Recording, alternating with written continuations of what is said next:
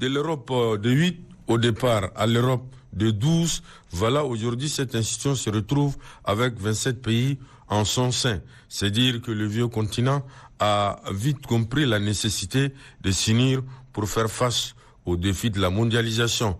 C'est l'ancien ministre des Affaires étrangères de la France, Robert Schuman, qui a lancé l'idée de l'Union européenne, précisément le 5 mai 1950.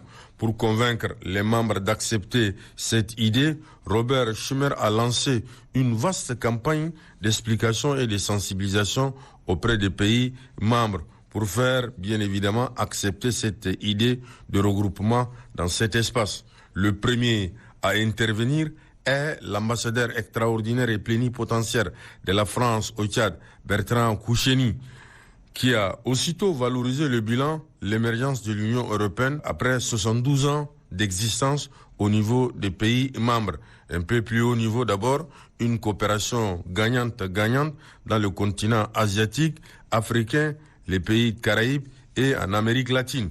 Pour le représentant de l'Union européenne, Kurt Corneli, le vieux continent doit substantiellement continuer son aide dans le domaine militaire, économique et la résilience. Les Tchadiennes et Tchadiens aspirent à un futur meilleur, avec une économie inclusive et performante, une pluralité politique avec des garanties institutionnelles suffisantes, une société dans laquelle tous ces citoyens vivent ensemble,